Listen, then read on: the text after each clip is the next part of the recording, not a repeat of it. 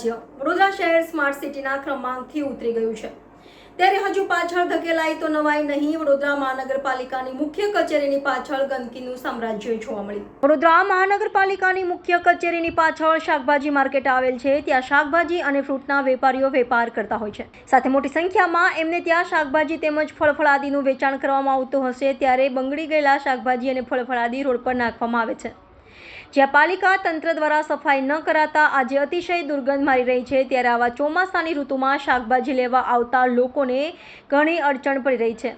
ત્યારે ward number 13ના કોંગ્રેસના નગરસેવક બાળુભાઈ સુરવેએ પાલિકા તંત્ર પર આકરા પ્રહારો કર્યા હતા અને મ્યુનિસિપલ કમિશનર અને મેયરને અપીલ કરી હતી કે આ ગંદકી વહેલી તકે સાફ સફાઈ કરવામાં આવે, જેથી શાકભાજી લેવા આવતા લોકોને આ દુર્ગંધવાળી જગ્યાએથી પસાર ના થવું પડે તેવી અપીલ કરવામાં આવી હતી. અમારા વિસ્તારમાં ખંડેરાવ માર્કેટ વડોદરા શહેરનું મોટું માર્કેટ ને હજારો લોકો રોજના શાકભાજી લેવા આવતા હોય, કેમ કે મોટું માર્કેટ કહેવામાં આવે. પણ તમે ખંડેરાવ માર્કેટની પરિસ્થિતિ જોઈ શકો. કચરાના એટલા ઢગલા હોય, એટલી દુર્ગંધ મારતી હોય. કોઈ સિનિયર સિટીઝન હોય, કોઈ બેન હોય, કોઈ ટુ વ્હીલવાળો આવતો હોય તો એમને કિચડમાંથી, એ દુર્ગંધમાંથી, એ કચરામાંથી ચાલવું પડે છે. અને કોઈ પણ ટુ વ્હીલવાળો સારી રીતે ના જઈ શકે, કેમ કે એટલો કિચડ છે તો પડી જાય છે. હમણાં જ આપણી સામે એક જણ ભાઈ પહેલાં પડી ગયા, એમને થોડી ઈજા પણ થઈ.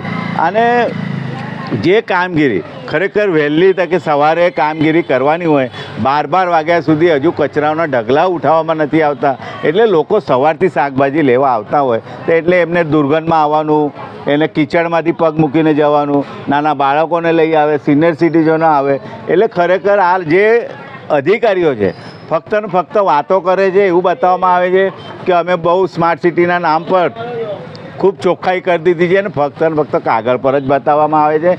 સ્વચ્છતાની વાતો કરે છે, પણ આને જે ગરીબ લોકો હોય, લારીવાળા હોય, એમને ઉઠાવવા વારંવાર અમારા વિસ્તારમાં દબાણવાળા આવે છે. આ વોર્ડ ઓફિસર એવી એની બહાદુરી બતાવે છે, તો આ કામગીરી કરીને બતાવો ને. અમારી એવી માગણી છે કે ખરેખર જે લોકોને મુશ્કેલી ના પડે એવું કામ કરવાનું હોય. લોકોને હેરાન કરવા માટે આપણે નથી લોકોનો પગાર લેતા. લોકોના વેરાના પૈસાથી અધિકારીનો પગાર થતો હોય તો એ લોકો માટે જે કામગીરી કરવી જોઈએ. અમારી એવી માગણી છે કે જ્યાં સફાઈ 12 વાગ્યા સુધી નહીં થતી, એ વહેલી તકે સવારે અને દિવસમાં 3-4 વખત આવી સફાઈ થવી જોઈએ, એવી અમારી માગણી છે.